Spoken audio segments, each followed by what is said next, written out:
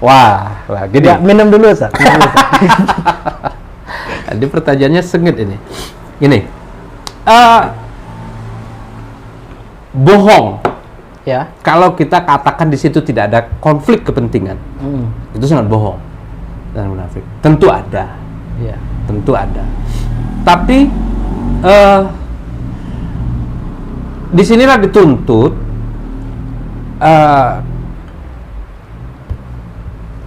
apa?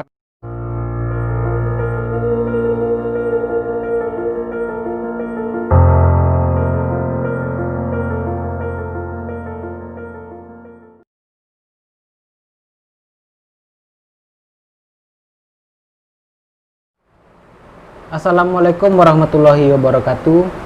Waalaikumsalam warahmatullahi wabarakatuh. Berjumpa lagi bersama kami di channel Palantarang Mudo. Di sini kami akan mewawancarai Ketua Umum Pimpinan Wilayah Pemuda Muslimin Indonesia Sumatera Barat. Karena yang selama ini kita dengar belum pernah ada yang namanya Pemuda Muslimin Indonesia di Sumatera Barat. Nah, untuk itu kami undang langsung Ketua Umum Pimpinan Wilayah Pemuda Muslimin Indonesia Sumatera Barat, yaitu Ustadz Ardinal, untuk menggali informasi apa sih itu Pemuda Muslimin Indonesia dan bagaimana organisasi kepemudaan ini bisa ada di Sumatera Barat. Selamat malam, Ustadz. Selamat malam, Bu Yengki. Ya, sehat, Ustadz? Alhamdulillah. Terima kasih kopinya. Ya, seperti yang kita bicarakan di awal, Pemuda Muslimin Indonesia gitu. Selama ini kita sudah mendengar ada pemuda Muhammadiyah, ada pemuda Tarbiyah. Nah, dan sekarang hadir Pemuda Muslimin Indonesia di Sumatera Barat. Apa itu Pemuda Muslimin, Ustaz? Oke, Bu Engki, terima kasih. Ini kebalik, biasa di Palanta kita yang mewawancari orang, sekarang kita diwawancarai. Jadi ini memang banyak pertanyaan dan ini juga hanya baru kita jelaskan melalui media sosial Facebook, apa itu, dan itu kan tidak semua orang yang membaca. Kemudian juga kita juga tidak muncul di media mainstream, sehingga banyak juga orang yang bertanya-tanya apa itu Pemuda Muslimin. Oke, kita itu adalah Pemuda Muslimin Indonesia, tapi menyebut diri itu adalah Pemuda Muslim. Pemuda Muslim. Pemuda Muslim. Jadi organisasi ini bernama Pemuda Muslim Indonesia karena memang sejarahnya waktu didirikan dia bernama Pemuda Muslim, dan salah satu pendiri itu adalah putra terbaik bangsa ini, salah seorang pemuda terbaik putra bangsa ini adalah Haji Agus Salim, Menteri Luar Negeri pertama. Didirikan di tahun 1928 setelah Kongres Pemuda yang dikenal dengan Sumpah Pemuda. Jadi dia berdiri November, Kongres di Oktober dia. Nah, ketika itu ada dinamika di Young Islamitenbond gitu ya, di Pemuda, dan sehingga lalu bersepakatlah pemuda-pemuda yang bernaung di bawah syarikat Islam mendirikan yang namanya Pemuda Muslimin. Jadi Pemuda Muslim ini sudah tua sebetulnya, sudah sangat tua. Tapi kenapa memang namanya tidak begitu akrab didengar, dan mungkin juga ada yang terheran-heran untuk melihat ini kok tiba-tiba ada muncul. Nah, sebetulnya kita bukan tiba-tiba muncul, tapi kita sudah ada jauh sebelumnya, bahkan jauh sebelum ada Republik. Jadi sebelum ada Republik kita sudah ada. Dan karena konsentrasi syarikat Islam itu kepada politik, jadi dinamika politik di masa Orde Baru, syarikat Islam ini pecah menjadi dua. Kita menyebutnya ada syarikat Islam kubu Latu Menten dan kubu Matraman. Dan kebetulan kubu Matraman ini adalah syarikat Islam yang direstui oleh Orde Baru. Dan sementara kita adalah syarikat Islam yang punya sanad yang konstitusional sampai kepada syarikat Islam dipimpin oleh Hos Cokro Aminoto. Tapi memang itulah kita, dinamika ini yang sampai hari ini juga belum terselesaikan, dan kita terus saja berjalan. Jadi kedua-duanya ada hari ini. Jadi satu menyebut dirinya syarikat Islam, karena kita dihambat oleh aturan perundang-undangan, maka kita menambah menjadi Syarikat Islam Indonesia dan berkantor di Jalan Latu Menten, Profesor Dr. Latu Menten di Jakarta Barat. Nah, sejak kapan masuk Sumatera Barat?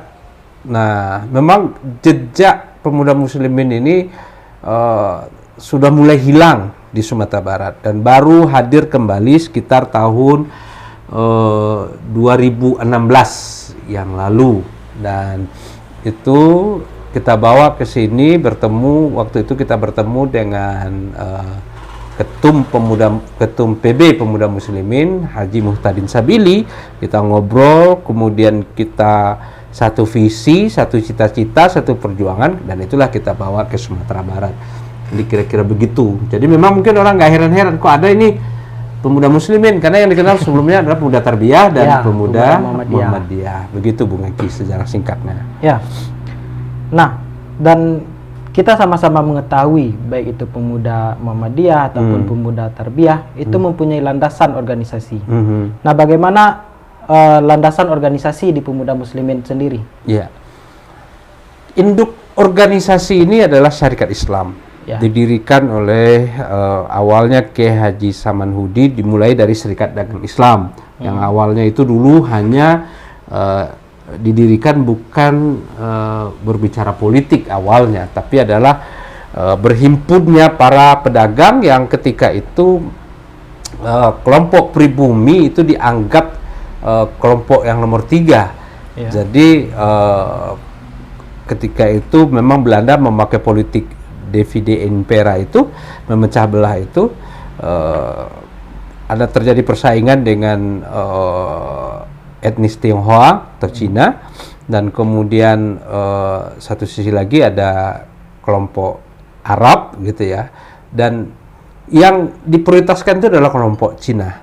Jadi sehingga ketika itu Tionghoa, karena itu ketika itulah lahirlah untuk melindungi dan memperkuat ini. Dan pelan kalau kita uraikan ini kan bisa terlalu panjang karena ini channelnya juga YouTube ya, terbatas waktunya.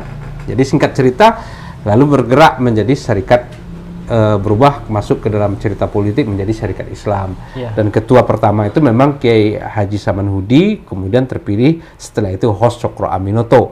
Dan Bapak Bangsa yang dimana di situ tokoh-tokoh founding father Republik ini berguru kepada beliau, sebutlah Insinyur Soekarno, kemudian juga berhubungan ya, Tan Malaka juga menyebut tentang Cokro Aminoto, Hamka, banyaklah kalau itu kita uraikan. Dan dia adalah guru bangsa ini, guru dari tokoh-tokoh. Nah, di dalam syarikat Islam itu ada 3 azas. Ya. Largas itu ada yang disebut dengan azas tandim, itu azas perlawanan, dan ada program azas. Nah, azas tandim itu adalah semurni-murni tauhid atau sebersih-bersih tauhid, setinggi-tinggi ilmu, dan sepintar-pintar siasah. Dan tujuan dari pergerakan ini adalah mencapai kemerdekaan sejati. Kemerdekaan sejati. Iya, kemerdekaan sejati itu akan diperoleh oleh setiap individu ini ketika ia bertauhid yang benar. Dan dia memahami betul posisinya sebagai hamba Allah, dan dia akan mengalami kemerdekaan sejati. Dan untuk apa dia mengabdi, untuk apa dia hidup, tujuannya semua adalah untuk Allah Subhanahu wa Ta'ala. Kira-kira begitu. Kalau kita uraikan jauh lebih panjang lagi, mungkin ini jadi kursus syarikat Islam. Mungkin jadi azasnya adalah semurni-murni tauhid, setinggi-tinggi ilmu, sepintar-pintar siasah. Kita tidak boleh masuk ke dalam siasah kalau tauhid kita belum benar. Ya. Kita tidak boleh masuk ke siasah kalau kita juga tidak cakap. Jadi jangan berpolitik itu hanya masuk ke politik tanpa ada bekal ilmu, tanpa ada pengetahuan tentang itu, gitu. Ya itu bunuh diri, gitu. Nah, sebelum lanjut ke pertanyaan berikutnya nih, Ustadz, dari Pertanyaannya jangan berat. ya dari tadi kita ngobrol, saya pun juga belum mengetahui siapa sih Ustadz Ardinal. Oh gitu ya? Ya. Oke, terlalu ngomong serius gitu ya. Jadi Ya. terlahir di dusun kecil, dusun Karatau namanya. Ini paling dikenal oleh orang Sumatera Barat itu, tapi tidak tahu di mana tempatnya. Karatau Madang Dahulu, Babuah Bungu Balun, Marantau Bujang Dahulu, di Kampung Paguno Balun. Jadi namanya Karatau. Jadi 13 Agustus 1973. Hampir 47 tahun yang lalu. SD di Karatau namanya SD Perabet Bangkawe tahun 86. Kemudian SMP negeri, dulu namanya bukan SMP standar. Standar itu karena memang ada sekolah-sekolah yang didirikan di masa Orde Baru itu standar bangunannya sama, mau sama seperti standar. SMP negeri Padang Luar. Sekarang menjadi SMP 1 Benuhampu kalau nggak salah itu namanya. SMP 1 Benuhampu. Tamat tahun 89. Kemudian tahun 89 itu menyambung melanjutkan ke SMA Negeri 3 Bukit Tinggi di Aur Kuning. Selesai tahun 92 dan pernah kuliah di IAIN Imam Bonjol Padang, Fakultas Syariah Bukit Tinggi sebentar. Kemudian sempat kuliah juga di Fakultas Hukum Universitas Muhammadiyah Sumatera Barat yang ada di Bukit Tinggi, tapi dua-duanya tidak selesai. Selesai. Oke, gitu perkenalan. Dan istri cuma baru satu, anak 2, gitu. Okay. Jadi belum mau nambah. Gitu. Belum mau nambah, gitu. Nah, Ustaz, apa sih membedakan pemuda muslimin dengan organisasi kepemudaan yang lainnya? Ya, secara umum organisasi kepemudaan itu kan memang dilihat dari ideologi yang dianut. Ya. Jadi ada yang nasionalis, ada yang religius. Nah, tentu beda. Nah, apakah pemuda muslimin ini tidak nasionalis? Nasionalis.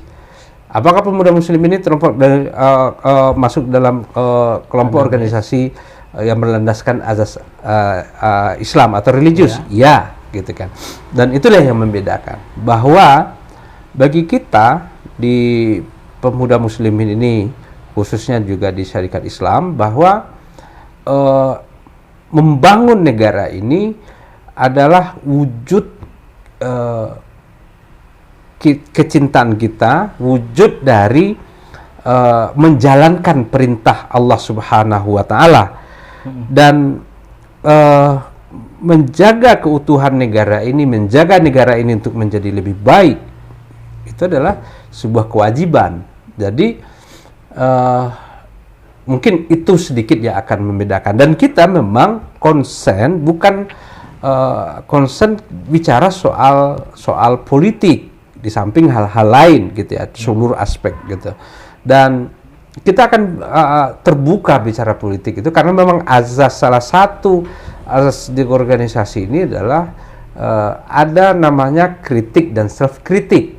Ya. Kita mengkritik pemerintah atau mengkritik ini bukan sesuatu yang tabu bagi kita, tetapi kritik bukan tidak ada yang membedakan antara kritik dengan memberikan menjudge ya. Menjudge bedanya adalah kritik itu dengan memberikan solusi. Itu kritik, dan juga kritik ke dalam.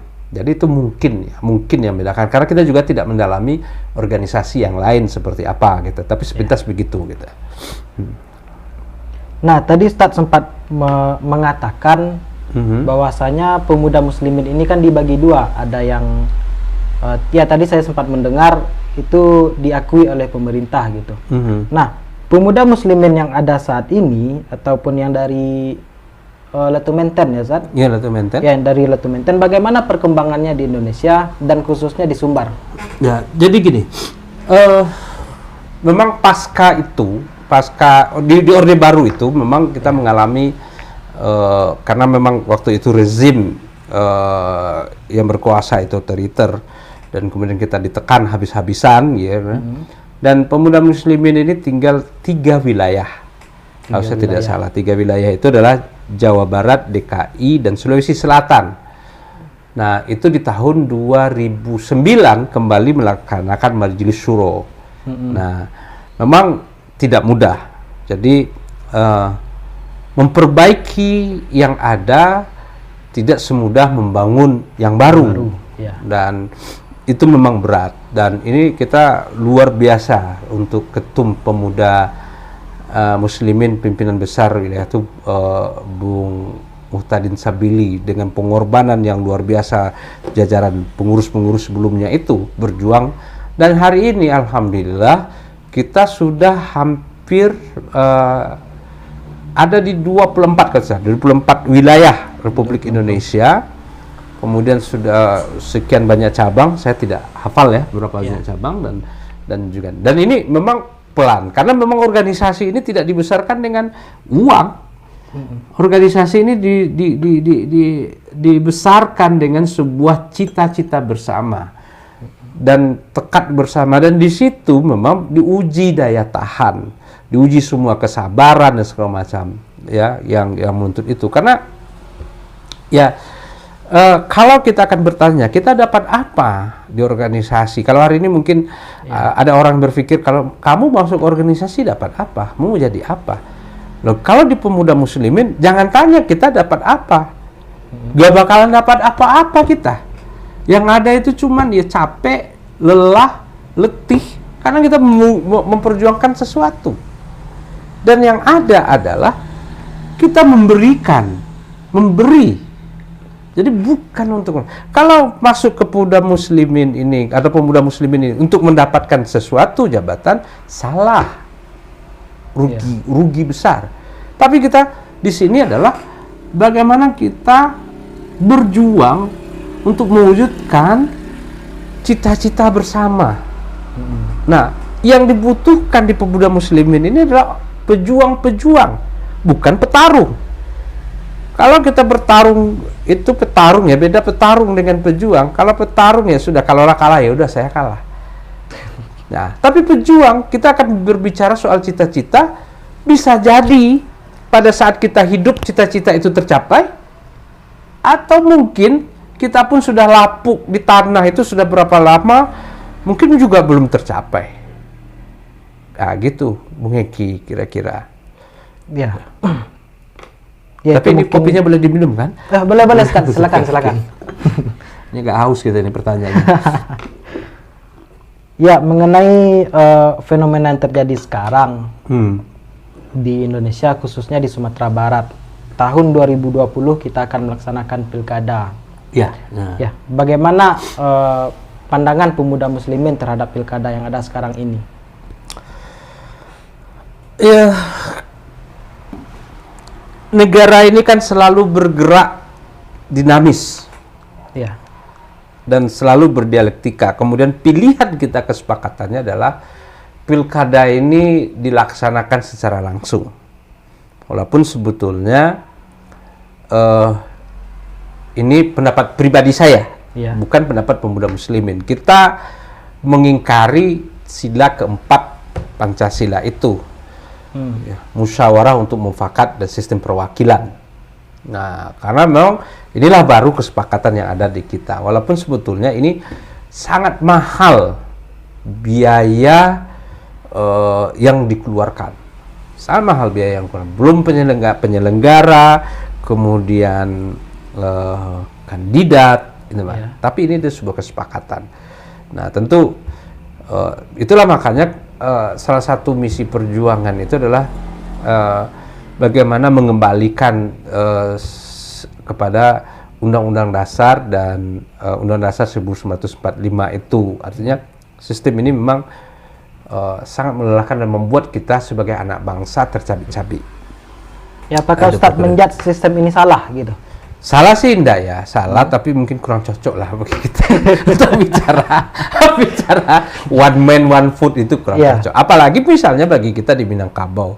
Ini kan sebetulnya kita dengan ibu kita, dengan orang tua kita bisa beda loh. Ya, pasti. Nah, kemudian kita bicara, kita bisa beda dengan mama kita. Kita bisa beda dengan ini. Dan itu juga nggak cocok bagi kita untuk bicara demokrasi dan one man one vote. Karena memang sejak dulu kita perwakilan begitu. Tapi ya sudahlah karena ini gitu. Nah, lalu bagaimana Pemuda Muslimin melihat ini? Nah, tentu menuju sesuatu yang lebih baik itu kita akan terus begitu gitu ya, mencapai yang lebih baik. Karena ini sudah menjadi kesepakatan, ya tentu kita jalankan. Nah, kita melihat bahwa pilkada ini penting. Kenapa penting? Ya, hajat hidup orang banyak itu ditentukan oleh siapa yang memerintah. Ya, ketika kita dapat pemimpin yang baik, kepemimpin yang visioner, negeri ini akan dibawa baik. Kalau dapat pemimpin yang cuman administrator, cuman mengatur menandatangani surat dan segala macam, ya yang berkaitan dengan itu, ya sudahlah, hancurlah kita gitu. Dan kita melihat ini penting.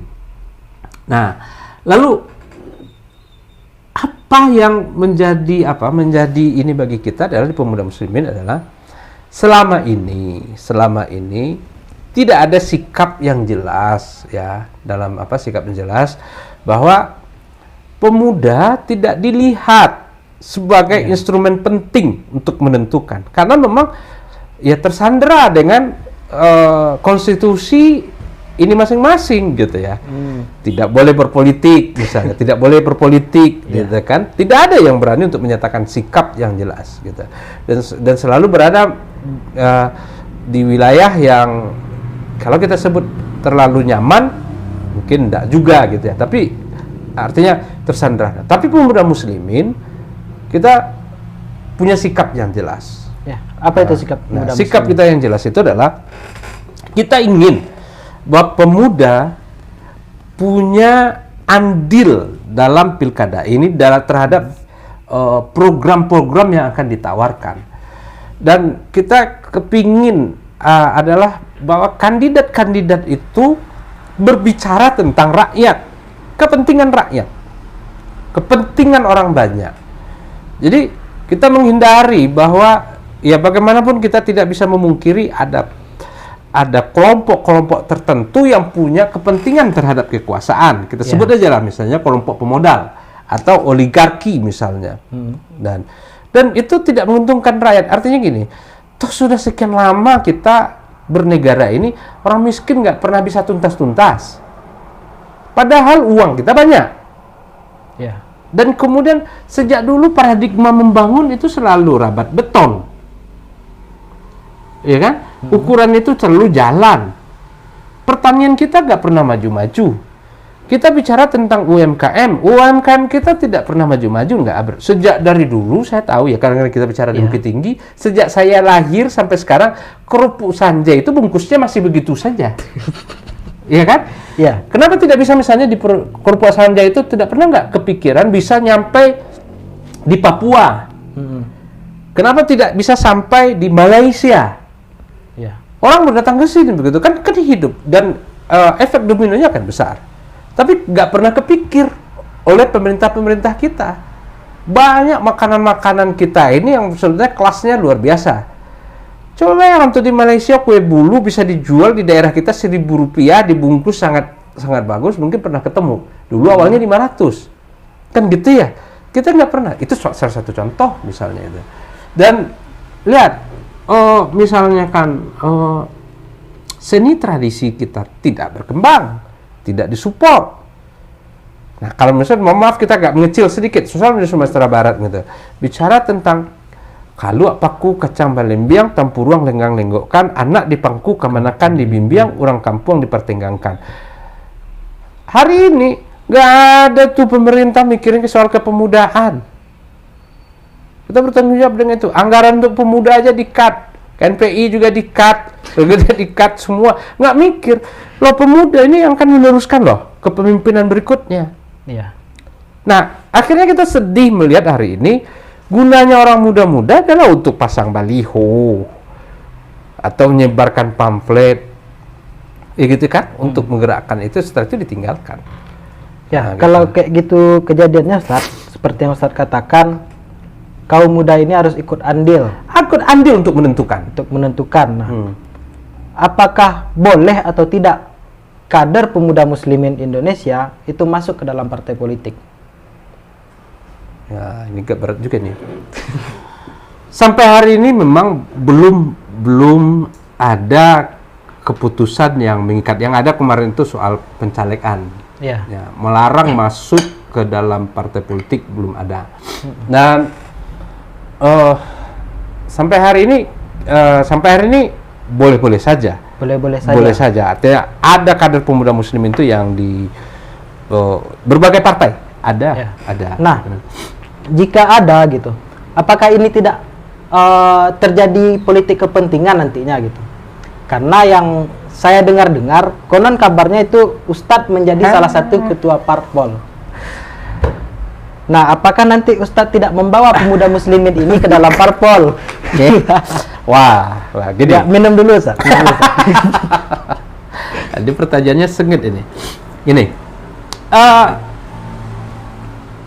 bohong. Ya. Kalau kita katakan di situ tidak ada konflik kepentingan, itu sangat bohong dan munafik. Tentu ada, Ya. tentu ada. Tapi disinilah dituntut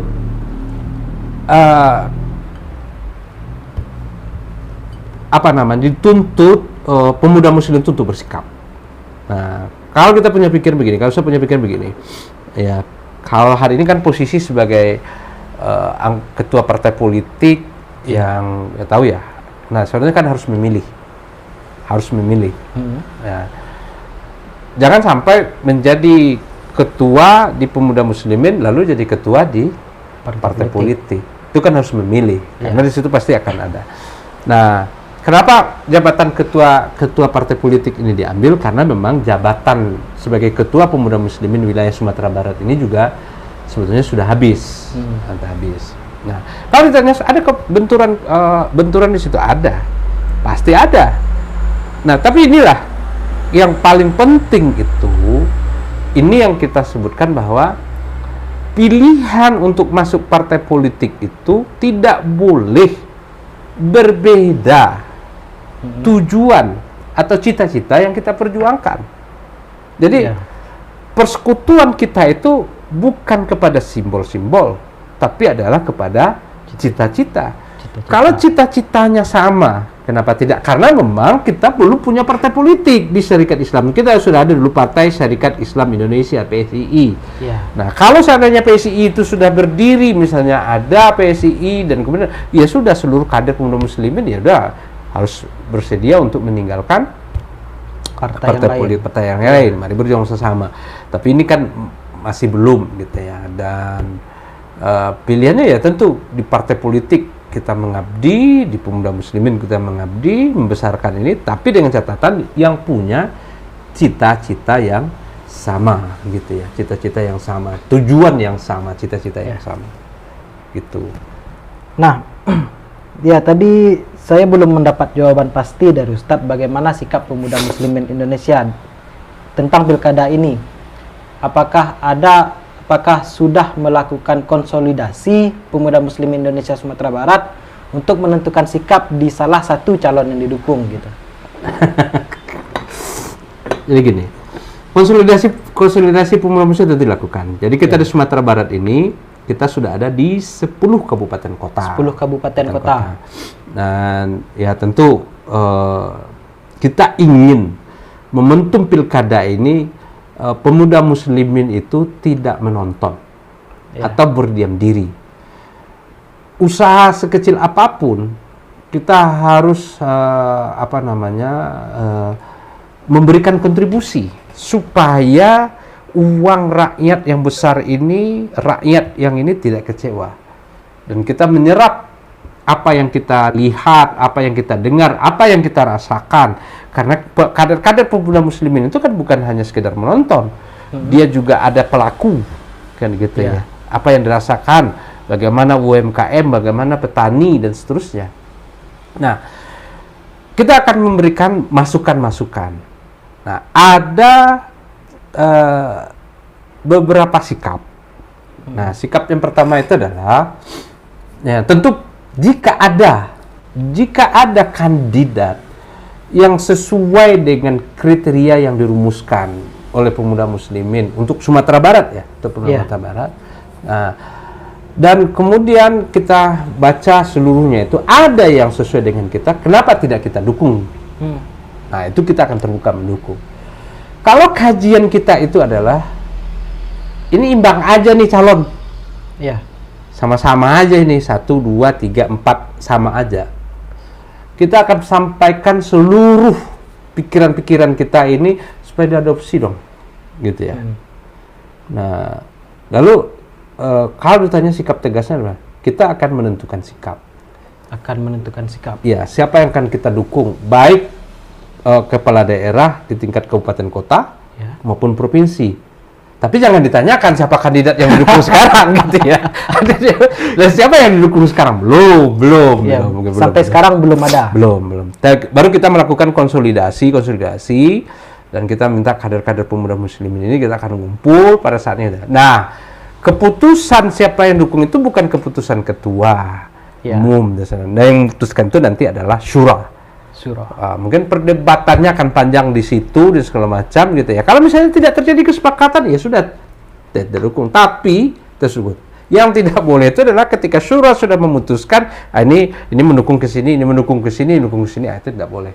Jadi biar yang kita paling penting itu adalah pemuda muslimin itu punya sikap yang jelas dan kader-kadernya punya integritas. Tidak boleh tersandra oleh kepentingan-kepentingan. Tapi kalau dia sudah diputuskan bersama-sama di sini, sudah dikaji begini, itu kan namanya tidak percaya pada pimpinan. Yang dimanakan. Lalu dia mendukung yang lain dan segala macam di bawah dengan segala macam, ya sudah berhenti sajalah jadi kader pemuda muslimin. Nggak apa-apa. Kita juga akan ada ketemu juga yang lain yang ini kita nggak apa-apa. Gitu. Ya, terima kasih Ustadz atas wawancara. Oh, dikirain masih ada lagi pertanyaan. Jadi agak berkeringatan juga kita ditanya begini. Mungkin insya Allah akan kita lakukan di lain hari. Oke, sip. Dan ini terima kasih banyak karena memang ada forum selama ini saya tidak pernah menjelaskan tentang pemuda muslimin ini karena kita berjalan terus begitu ya, terus dan mudah-mudahan bahwa mungkin saya lupa adalah pemuda muslimin ini bukan partai politik. Tetapi kita berpolitik. Bukan partai politik, tapi kita berpolitik dan kita bebas untuk melakukan pilihan-pilihan kita. Gitu. Oke, gitu Bu Lengki. Ya, terima kasih Ustadz atas waktunya dan kesediaannya untuk diwawancarai dan mudah-mudahan apabila nanti akan yang kita diskusikan lagi, Ustadz bersedia hadir kembali. Terima kasih, karena memang juga berada di Pelantar mulu.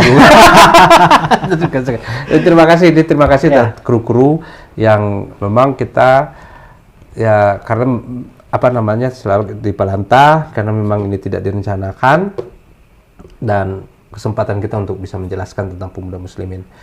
Oke, gitu. Tapi ngomong-ngomong ini apa nih, Bung Ingki nih?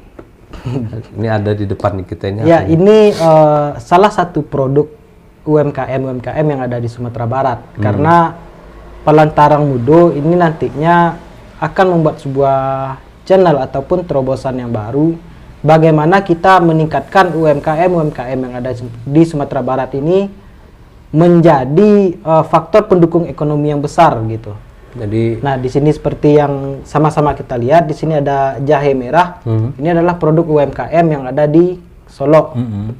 Nah, sedangkan yang di sebelahnya itu ada beberapa hari yang lalu kita mendapat kiriman madu dari teman kita dan ini nantinya akan kita jelaskan gitu. Nah, jadi bagi ada channel baru, konten baru yang bicara tentang UMKM. Iya, akan ada konten baru gitu. Nah, jadi bagi kawan-kawan yang ada di Sumatera Barat khususnya ataupun di luar Sumatera Barat, ya mari sama-sama kita beli produk-produk yang ada di UMKM daerah masing-masing gitu. Agar ekonomi yang ada di daerah kita itu bisa lebih meningkat lagi. Ya Ustadz, sekian wawancara kita. Terlebih terkurang saya mohon maaf. Billahi fisabilil haq, fattaqullaha mastata'tum. Assalamualaikum warahmatullahi wabarakatuh. Waalaikumsalam warahmatullahi wabarakatuh.